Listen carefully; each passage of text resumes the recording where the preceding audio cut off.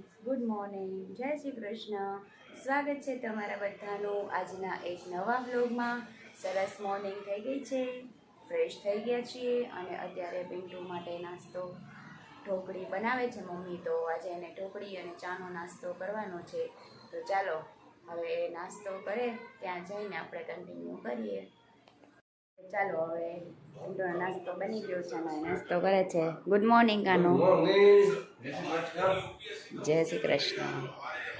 તો ચાલો કાનો નાસ્તો કરે છે, હું પણ સાથે થોડોક નાસ્તો કરી લઉં. અને આઈ હોપ કે તમે બધા મજામાં હશો, અમે પણ મજામાં છીએ. તમે જો કાલનો બ્લોગ હજુ સુધી ના જોયો હોય તો જલ્દી જોઈ લેજો. અને જો ચેનલમાં નવા હોય અને ચેનલને સબસ્ક્રાઈબ ના કરી હોય તો જલ્દી કરી લેજો. તો ચાલો હવે આગળ કન્ટિન્યુ કરીએ. ચાલો તો અહીંયા સરસ દીવાબત્તી પણ મમ્મીએ કરી લીધા છે, તો આપણે દર્શન કરી લઈએ. તમે બધા પણ દર્શન કરી લ્યો. પણ પિન્ટુ સાથે નાસ્તામાં કમ્પ્લીટ કરી લીધી છે. ચાલો તો નાસ્તો કરી લઈએ. ચાલો તો હવે હું રેડી થઈ ગઈ છું અને જાઉં છું, થોડી ઘણી વસ્તુ લેવાની છે તો એના માટે બહાર. તો ચાલો હવે વસ્તુ લઈ આવું અને પછી આવીને રસોઈને એ બધું કન્ટિન્યુ કરીએ. લેવાઈ ગઈ છે તો આપણે અત્યારે જઈએ છીએ કાળવા ચોક બાજુ, તો પેટ્રોલ પુરાઈ આવીએ.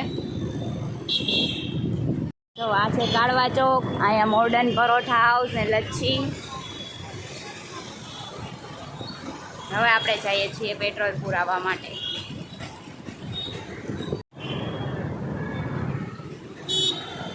પુરાઈ ગયું છે અને હવાની લાઈનમાં ઊભા છીએ, તો હવા પુરાવી અને પછી જઈએ ઘરે.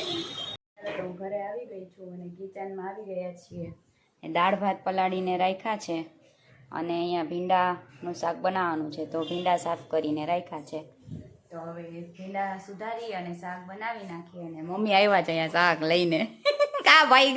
હવે હું ઘરે પહોંચી ગઈ છું અને કિચનમાં આવી ગયા છીએ અને બનાવવાના છે દાળ ભાત અને ભીંડાનું શાક. તો અહીંયા દાળ ભાત પલાળીને રાખ્યા છે, કુકર મૂકી દઈએ. અને અહીંયા ભીંડાનું શાક બનાવવાનું છે, તો ભીંડા સુધારી નાખીએ.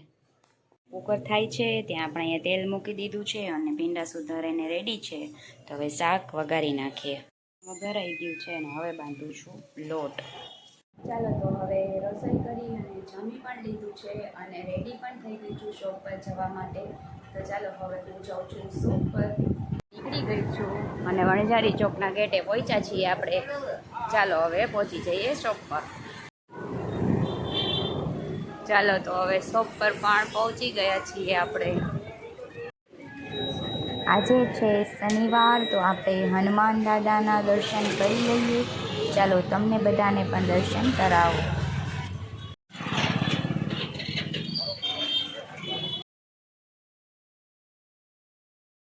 તો હવે શોપ પરથી ઘરે આવી ગઈ છું અને વાગી ગયા છે 9.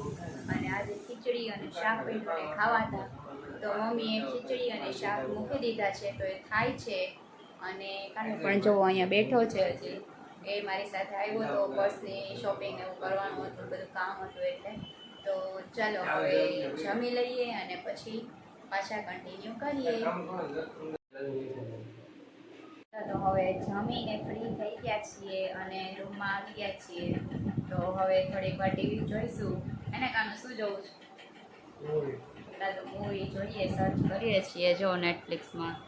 તો ચાલો હવે થોડીક વાર મૂવી જોઈશું અને પછી સૂઈ જઈશું. અને આજે તમને શ્રી મહાપ્રભુજીની બેઠકનું ચરિત્ર સંભળાવીશ. તો આના પછીની ક્લિપમાં શ્રી મહાપ્રભુજીની બેઠકની ચરિત્ર છે, તો તમે જરૂરથી સાંભળજો. અને જો વિડીયો પસંદ આવે તો તેને લાઈક અને શેર કરજો. આજે આપણે શ્રી મહાપ્રભુજીની 32મી બેઠક શ્રી ચંપારણની બેઠકનું ચરિત્ર જોઈશું. તો વિડીયોને અંત સુધી જરૂરથી જોજો. અને જો ચેનલમાં નવા હોય અને ચેનલને સબસ્ક્રાઈબ ના કરી હોય તો જરૂરથી કરજો. શ્રી ચંપારણની બેઠક. શ્રી આચાર્યજી મહાપ્રભુજી આપ નિજધામમાં અખંડ બિરાજ્યા છે. આપની લીલા નિત્ય છે, ભક્તો સહિત રમણ કરે છે. દેવી સૃષ્ટિ બહાર કાળથી વિખૂટી છે, તે વિશે ગોપાલદાસજી 7મા વલ્લભાખંડમાં ગાય છે. તે પર પોતાની વ્યક્તિ કરતા સૃષ્ટિ તે દ્વિજા પ્રકાર દેવી આસુરી બે ઉપજાવી પ્રભુ મન કરી વિચારી. તેથી કૃપા કટાક્ષથી તો દેવી સૃષ્ટિ થઈ અને માયા કટાક્ષથી આસુરી થઈ. હવે દેવીનો ઉદ્ધાર કરવો, તેથી લીલા સહિત ભૂતપ ઉપર આપનો પ્રાદુર્ભાવ થશે ત્યારે સેવારૂપ થશે અને ભગવત સેવા કરી અને ભગવાનની લીલામાં પ્રાપ્તિ થશે. એ વાતનું શ્રી ગુસાઈજીએ વલ્લભાષ્ટકમાં નિરૂપણ કર્યું છે. સૃષ્ટિ વૃથા ચ ભૂયાની જ ફલરહિતા દેવ વિશ્વાન રહેશા. અને સર્વોત્ત જીવમાં પણ આપનું નામ દેવો દ્વાર પ્રત્યયમાં છે. તેથી ગોવર્ધનનાથજીએ શ્રી આચાર્યજીને આજ્ઞા કરી કે તમે વ્રજ ભક્ત ગોપ બાળ સહિત 84,252 અને અંતરંગ આપના કૃપાપાત્ર સેવક બધા ભૂપત ઉપર પ્રાદુર્ભાવ થયા પછી આપે ઈચ્છા કરી. દેવી સૃષ્ટિ તો ભૂપત ઉપર ચારે વર્ણમાં છે તેની સરળ ઉપદેશ કરી 5મો વર્ણ પ્રગટ કરી ભક્તિ માર્ગ પ્રવર્ત્યો. તેથી કૃષ્ણદાસજીએ ગાયું કે અભય દીનો લેખે હરિદાસ વર્ય ભેખ કૃષ્ણદાસ પંચવર્ણ છાપ છાપી.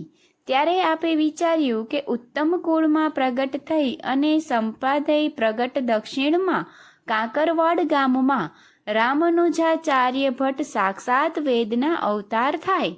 ચારે વેદ 6 શાસ્ત્ર તેનું મુખાગ્રે હતા. મોટા મોટા રાજા સાહુકાર તેના શિષ્ય હતા. બહુ ધનવાન હતા.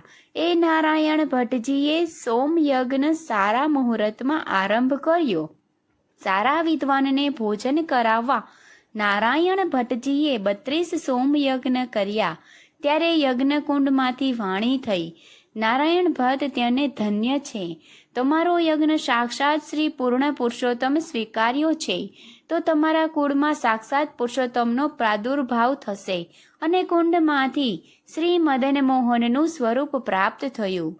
તે સારા સ્વરૂપમાં શ્રી રમણલાલજીને માથે કામવાનમાં બિરાજે છે અને ભગવદીઓએ ગાયું, કુંડ તે હરે કહી બાની જન્મકુલ નુમ હરે અબે ચક્રત તત છીન જાઓ સબ જન અસી અબલો ભઈ કબે સુન તનહી મન હર્ષ કિનો ધન્ય ધન્ય કહો સબે. ત્યારે નારાયણ ભટ્ટના બહુ વખાણ થવા લાગ્યા. બધા કહે કે તે સાક્ષાત વેદનું સ્વરૂપ છે. એને હજારો પંડિતોને વેદ ભણાવ્યા. ત્યારે કોઈ કહ્યું કે મનુષ્યને ભણાવવા તેમાં શું મોટી ત્યારે વાત છે. ત્યારે નારાયણ ભટ્ટે પાડાને છડી મારી. ત્યારે પાડો વેદ ભણવા લાગ્યો અને બધી સભા ચકિત થઈ ગઈ. પછી નારાયણ ભટ્ટના પુત્ર ગંગાધર ભટ્ટ તે બહુ સામર્થવાન હતા. તે પણ નિત્ય બ્રાહ્મણને ભોજન કરાવતા, દાન દક્ષિણા બધું દેતા. ત્યાર પછી ગંગાધર ભટ્ટજીએ 28 સોમયજ્ઞ કર્યા. તેથી કીર્તિ બહુ વધી. બધા કહેવા લાગ્યા કે અતો શિવનો અવતાર છે. ત્યારે એક પંડિતે કહ્યું કે શિવજીને તો જટામાં ગંગાજી છે. ત્યારે ગંગાધર ભટ્ટે પોતાની જટા મોડી કરી. એમાંથી ગંગાજીની ધારા ચાલી. તેના પુત્ર ગણપતિ ભટ્ટ થયા. તે પણ તે ઉદાર હતા. તેને 30 સોમયજ્ઞ કર્યા અને હજારો વિદ્યાર્થીઓને ભણાવ્યા. તેની બહુ કીર્તિ ચાલી. ત્યારે કોઈકે કહ્યું કે ગણપતિનો અવતાર છે. ત્યારે એક પંડિત બોલ્યા કે ગણપતિનું કામ છે કે મહોરોનો વરસાદ કરે તો જણાય કે ગણપતિનો અવતાર છે. ત્યારે તેને એક જોનનની વચમાં 1.25 પહોર સુધી વરસાદ વરસાવ્યો. એવા સામર્થ્યવાન હતા. તેના દીકરા ગંગાધર ભટ્ટ બહુ જ તેજસ્વી હતા. તેને 5 સોમયજ્ઞ કર્યા.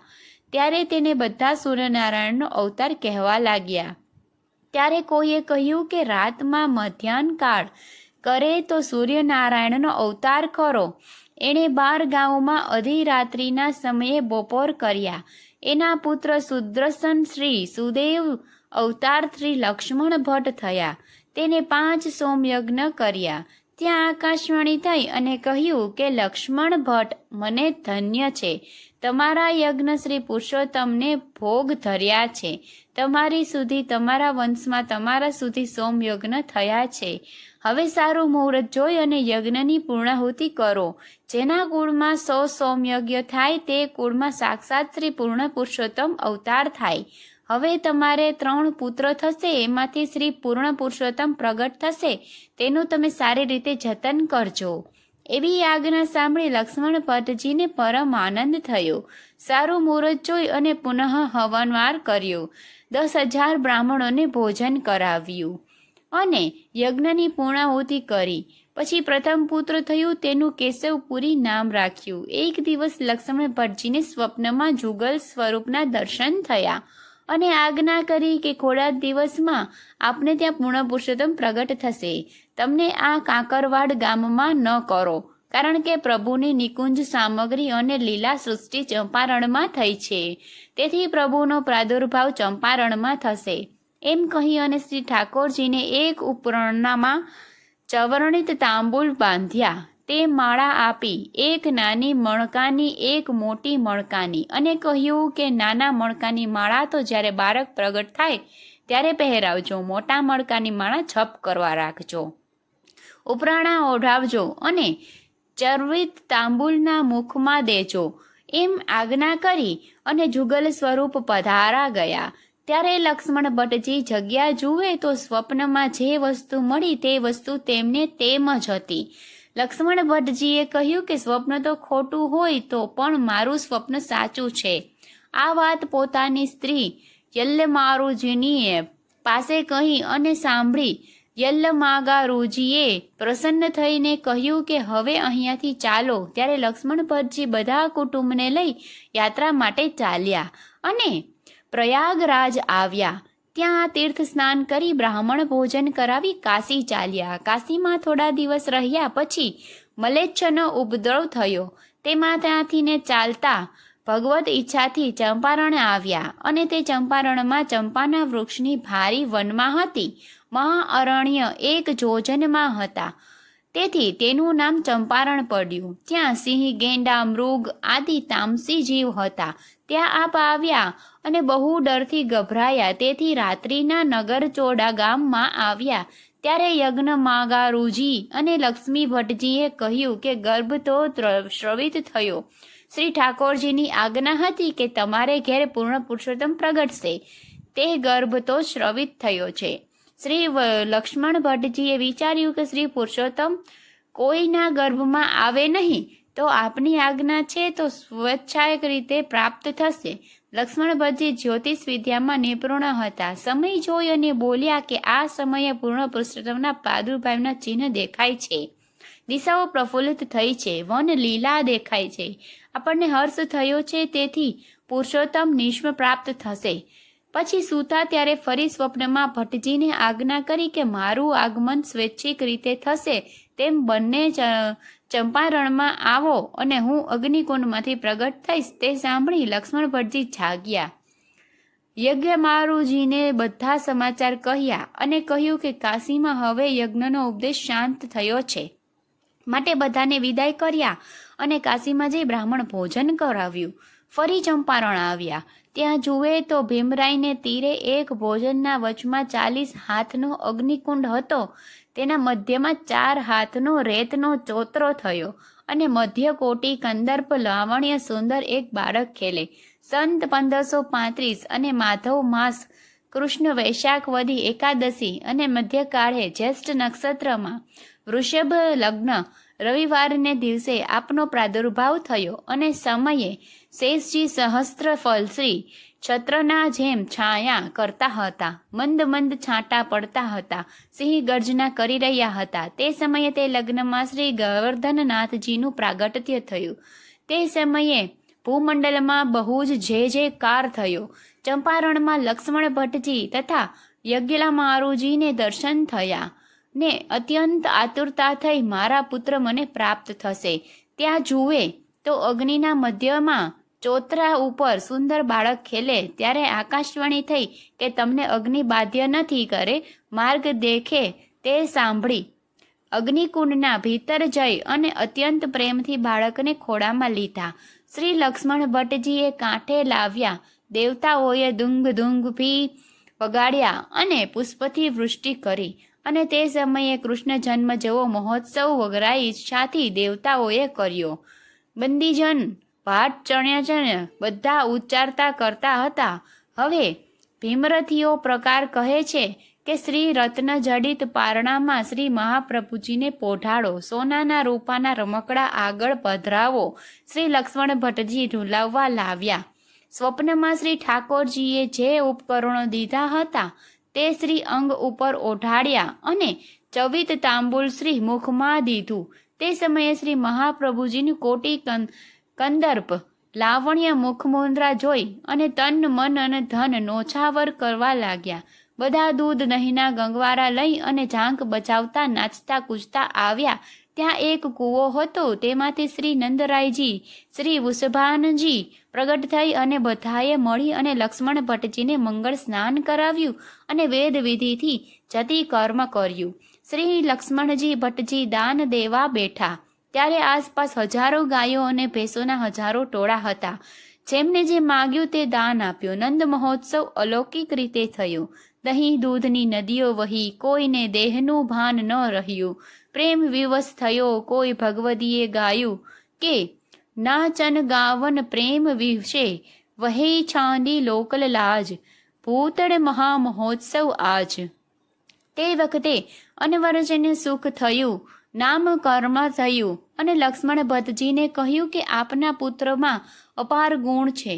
શ્રી મહાપ્રભુની જન્મ પત્રિકા કરી અને કહ્યું કે તમારા પુત્રનો અપાર જસ ગવાશે, માયામત ખંડ કરી અને ભક્તિ માર્ગનું સ્થાપન કરશે અને દેવી જીવનો ઉદ્ધાર કરી બધા તીર્થને સનાથ કરશે અને શ્રી વિષ્ણુ સ્વામી માર્ગનો આચાર્ય થઈ બધાને પ્રિય થશે. તેથી તેનું જગત પ્રસિદ્ધ નામ તો શ્રી વલ્લભાચાર્ય કહેવાશે. શાશ્વત કલ્પની નિત્ય લીલા પ્રગટ કરી અને સેવા માર્ગ પ્રગટ કરશે. જે એના વંશમાં થશે તે બહુ દિવસ ક્રીડા કરશે. જગતમાં 3 કુળ છે. રઘુકુળમાં શ્રી રામચંદ્રજી પ્રગટ્યા, યદુકુળમાં શ્રી કૃષ્ણચંદ્રજી પ્રગટ્યા, તેલંગ કુળમાં શ્રી આચાર્યજી પ્રગટ્યા. તેથી એ કુળને શ્રી વલ્લભ કુળ પણ કહેવાશે. આ 3 કુળ શુદ્ધ કુળ થયા છે. જે કોઈને સ્મરણ ભજન કરશે તેને સાક્ષાત શ્રી પુરુષોત્તમની લીલા પ્રગટ પ્રાપ્ત થશે. આપણું પ્રગટ્ય ચંપારણ્ય વનમાં થયું તેનું કારણ દેવતાઓનું આવવું શહેરમાં ન થાય, તેથી આપનું પ્રાગટ્ય જંગલમાં થયું. ચંપારણ્યમાં જે દેવી જીવ હતા તેને આપ પ્રગટ્યા ત્યારે કટાક્ષ દ્વારા લીલામાં પ્રાપ્ત કર્યા અને શ્રી ગુસાઈજીનો પ્રાદુર્ભાવ ચરણમાં શ્રી ગંગાજીના તીર પર થશે. ત્યાં પણ આવું જ સુખ થશે. આવી રીતે જન્મપત્રિકા લક્ષ્મણ ભટ્ટજીને સંભળાવી. સૌ પોતપોતાના સ્થળે ગયા. શ્રી યલ્યમાગારુજી બાળકને ગોદમાં રમાડવા હતા. શ્રી લક્ષ્મણ ભટ્ટજી પાસે બેઠા હતા. આસપાસ અગ્નિકુંડ હતો. ત્યારે લક્ષ્મણ ભટ્ટજીએ કહ્યું કે આ સાક્ષાત તો ઈશ્વર છે, તેની અપાર લીલા છે. આપણા ઉપર કૃપા કરવા પધાર્યા છે, તેથી તેમની સેવા બને તેટલી કરવી, તેને પુત્ર તરીકે ન ગણવા. હવે અહીંયા છઠ્ઠી પૂજન કરી અને ઘરે ચાલશું. આ ચરિત્ર શ્રી મહાપ્રભુજીએ ચંપારણ્યની નિજધામની બેઠકમાં કર્યું હતું. ઇતિ શ્રી આચાર્ય મહાપ્રભુજીની ચંપારણ્યની બેઠકનું ચરિત્ર સમાપ્ત. સર્વે વૈષ્ણવોને મારા જય શ્રી કૃષ્ણ.